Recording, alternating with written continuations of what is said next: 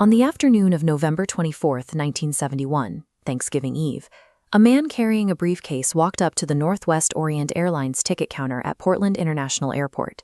He appeared to be in his mid-40s, about 6 feet tall, wearing a dark business suit and a black clip-on tie.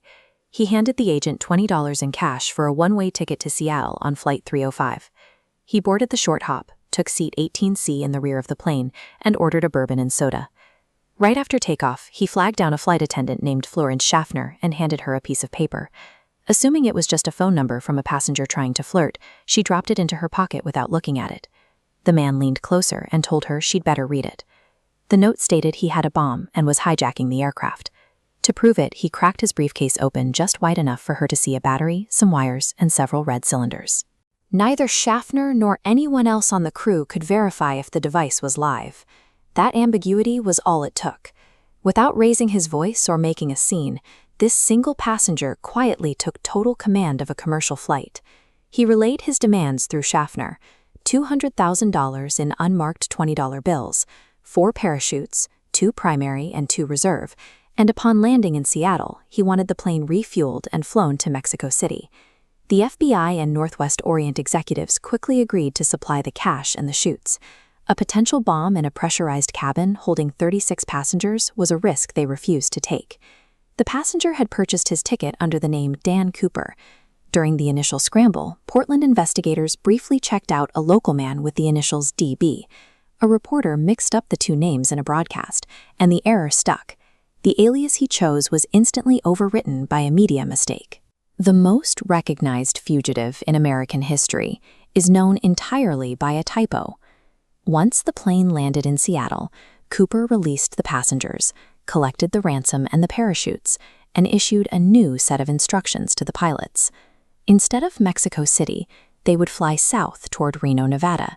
He demanded the aircraft stay below 10,000 feet and unpressurized. He also ordered the landing gear down and the wing flaps lowered, which forces the plane to fly at a stall warning speed of around 200 miles per hour. These are highly specific, deeply technical aeronautical parameters. With the plane moving slowly through the night sky, he cut the cord from one of the reserve parachutes, strapped the bag of cash to his body, and ordered the remaining crew into the cockpit. He then walked to the back of the cabin.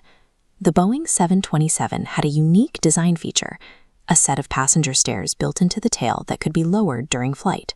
Cooper opened that door and stepped out.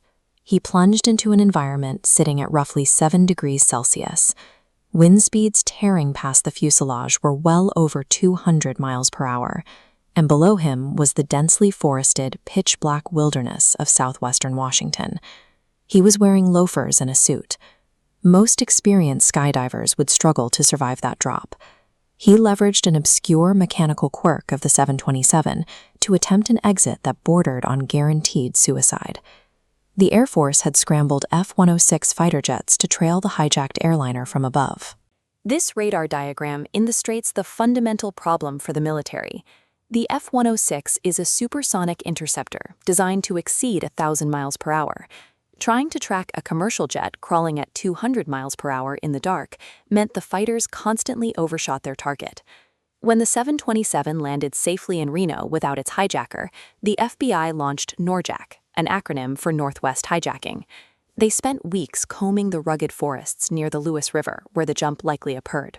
They found zero trace of the man, the parachutes, or the money. A massive mobilization of federal agents and military hardware yielded entirely empty woods. In February 1980, an 8-year-old boy digging on the banks of the Columbia River uncovered $5,800 of the ransom cash. The serial numbers matched, but the bills were badly degraded. Finding a fraction of the money miles away from the initial search zone only raised more questions about whether it washed downriver from a corpse or was buried by a survivor. Over the next 45 years, the investigation scrutinized over 1,000 suspects. One of the strongest was Richard Floyd McCoy Jr., who successfully hijacked a United Airlines flight in April 1972, using nearly identical methods, demanding parachutes and bailing out over Utah. McCoy had military jump training and a physical resemblance to the composite sketch. But when agents showed his photograph to Florence Schaffner, the flight attendant who sat next to Cooper for hours, she definitively stated he was not the man on her plane. The most compelling physical clue came from the black clip-on tie Cooper left behind. Decades later, microscopic analysis found over 100,000 distinct particles embedded in the fabric. This included rare, highly specialized metals used in aircraft construction, like bismuth and unalloyed titanium. In 1971, those materials were almost exclusively found in specialized manufacturing facilities. The presence of these metals strongly suggests the hijacker was an industry insider who likely worked in a Boeing plant in the Seattle area, perfectly explaining his intimate knowledge of the 727's rear stairs. Prior to November 1971, cash-paying passengers could board commercial flights with unscreened luggage and zero metal detection. Within months of the hijacking, mandatory baggage checks and metal detectors were installed in airports nationwide. Boeing also retrofitted its entire fleet of 727s with a specialized exterior latch. The device, an aerodynamic wedge that keeps the rear stairs locked shut while in flight, is still known as the Cooper vane. The FBI officially suspended active investigation of the Norjack case in 2016. Not a single Dell from the remaining $194,000 has ever been found in circulation. From Unsolved American Crimes, our next episode shifts to the full arc of the greatest empire the Western world has ever seen. We are covering the more than 2,000 years of history spanning the Roman Empire. Whoever Dan Cooper was, he located a singular, fleeting vulnerability in passenger aviation and exploited it perfectly. Because he slipped through that exact window, the aviation industry bolted it shut behind him, leaving us with the rigid security apparatus we navigate today.